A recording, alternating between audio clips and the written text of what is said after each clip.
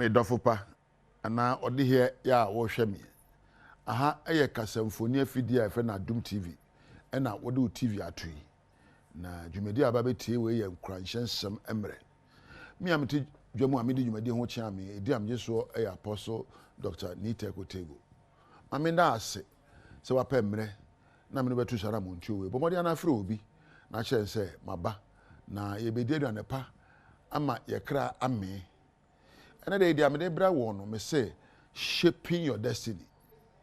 sebe wo hyebre no nkrabia ekura wo wo hyebre no nkrabia nkura wo biara ye do ba asase wo pe ne ye de hye wonsa se abrabo abeboyi enema abesua ne abeye ne abeka no be hye wo hyebre no nkrabia ene de bia na ubu kompo he wachi bebia ofri ba enye ena ahwe bebia ogina nso a enimu ena wo hwe odaachi nso a asenda so oni ho empaba me no betu na muntuo akire wo kon abetumi afa so na wo hyebe no nkrabia agina aye wo mama ene odehye nkrabia emfa bebia wo wo emfa bebia wo fire emfa ho edimpo a de to wo di omni se na pay na nra na me na makwantuo mu ba nkran na se metu madwen proso e Joseph asem a eto no no na me fifi mu hu se ne hyebre e nhyehyeye a ono ahyehyeye ye ka Joseph wa kan Bible da woni mu a onkan so bia na wateda abrantie ketekete a wonya mfe di oso a onya daeso e kire onuanom tie daeso eye woni hwade hunu entoni pa bia no wo hyebre be yi a yese wonya enhwade hunu ana daeso efa ne adankwa ma wabrabo besie Joseph oso daefa ne dankwa ma eno ka kire ne nuam mema wo so daeso efa wabrabo ho tesai efa na adwuma wo yo efa no wade efa mo apomudni efa your life in general. What are the ideas you have created that will create an end of glory, honor, and greatness? What are dreams you are having? What is the vision or the goals that guide your actions? Joseph had a dream. In other words, Joseph had an idea of his hand products. Joseph set a goal. And to a woman said, Onyada so efa na brabo so be o mama. But neja efre na suma na nwura mu no, wan opportunity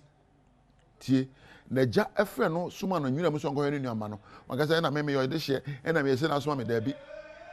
Odi akire ekoye oni anaja kan no. Wo waso da afa brabo ho sebe obeye president dankwamba. Enso baby ese ofa no na wama odi ahobaso emwa nempo okoduru baby a onuanom wo no a ommen wo no Bible no kire se onuanom fa no ho adwempo se obeku no abraba wo bue no ebia na nye wo nuanom ebia wo namfofo bi adamfo bi ebia obi ote obro no so ebia susum bi a ye wo no ye de okɔhye ne nsa ebia ye okra bi a okura wa abrabo na afa ho apam so mo abrabo nye yi enti sa osode a ye ahwe abrabo mu ehwe nipa a wo ben wo ni bi ehwe ebi kra ye wa adwene e da wa adwene proso ebi ye niye bi na eka wahye hwe ne yie na bi san se usuban pen na okasa be no ne yem ben na ebeku na ontimi kodu nkrabia awie de yepa ebu a nyonko bi ebu a futuo bi ebu ye mfoni bi akohwe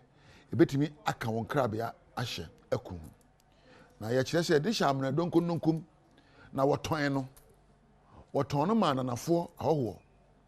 abrabo ayebu ye mfa ho ye de ne koyan so oye din na de amehua ne se onya hobrase e won kwasum onya hobrase esua nyansa e won kwasum abrabo amebu mi nim ne ekura won sa no se we abrante se ababa se empowadu mpemponso a we watwa degree e bi watwa masters MPhil na wakunkun se abrabo nyina mbeka ho hobrase ehia ma wo abrebiara ahobrase mu ono okura ahofe enye anim ahofe suban pam ahofe ema na no so man hira ba ne wura fie na mpo ne wura yire e de nsohwe beto no na Joseph yade mame ye fe esan se woni ba bia wo konti no wampe amrumu wo de Many of us have killed our dreams based on immediate pleasure. Amunumu ode eye amunu oda ene ya menye we na me hontomi me ko bokro na me hontomi me ko pe bema we na me na me hontomi me ko fo ba we na me hontomi. Just a shortcut. Joseph wanye bi o se mame ukunu eye me wura na me nyankopon so osoro me ni wachi ense me hyebre na me nkarabia ensohwe bi ba wa bra bomu a ensohwe a edo ko ewiye bone etwa nkarabia so empe wo de ene ani gi achi enkope sebe saa nioma no Joseph afutu ode ma me no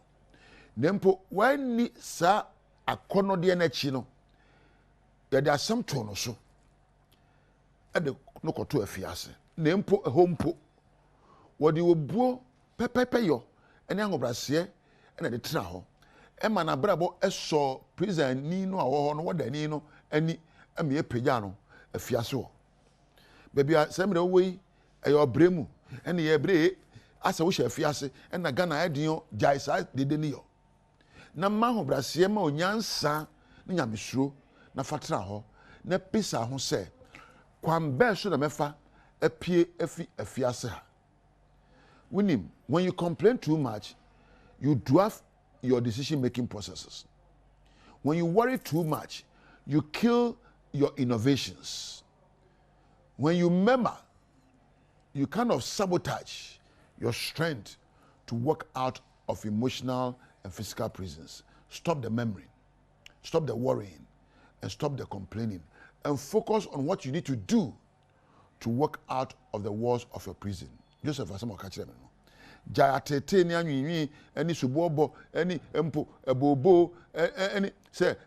ena ye bro jai sa subano. Joseph Asamo Kachire no. Jai sa subano na bisa ho se suban be na metiba tra se efie wi ase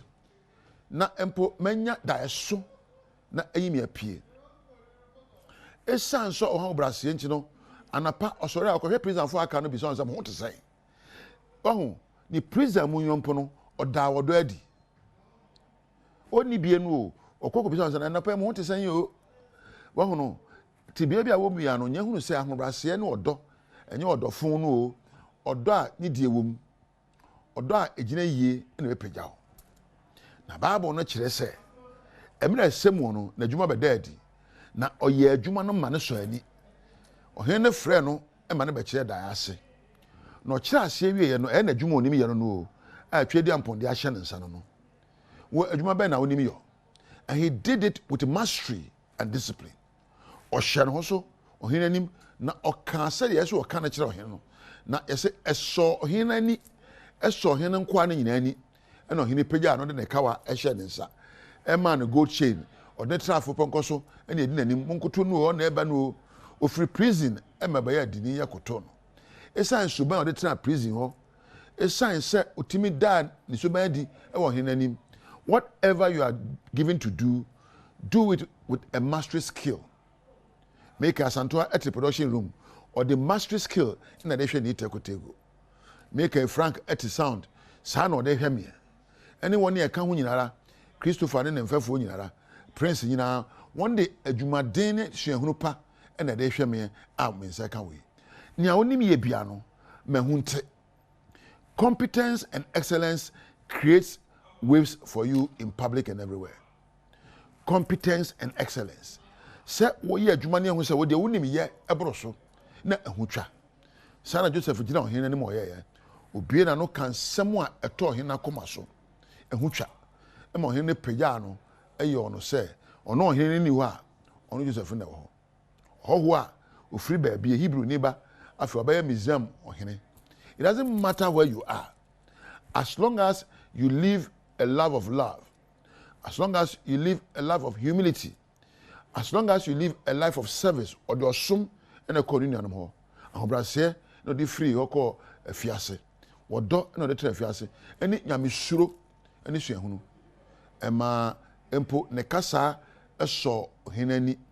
wankasa na mode mabehye prison na mebre me ko kire bibia senjiro hen no empo me kwa me nka no kire njiro hen no mode mabehye prison menye bone na mode mabehye ha menia ebobo emwa anwinwi emwa oware anya ntidie usika sema asa ntidie gyae saa nwinwi a wonwinwi ni sobo bɔ no na pɛ wɔdɔ tra wakoma so na pa ahobrase nya suahunu ne bisa won sɛ ɛdeɛ na mɛyɔ a ho betwa ɛdeɛ na sɛ mede metimi ayɔ a ho bɛteɛ na mede aboa mabrabɔ ne awiase nyinara ka sɛ Joseph na futuo no de mo hene o e mo hene pagya no minim adwuma a wasua anampo adwuma da wakoma so a wosua ka kyerɛ won sɛ I want to be a master of the skills. I want to be a master in the field where I am. Yana black star for kobo bola na Ghana for tiachiri na wa bon unim bobo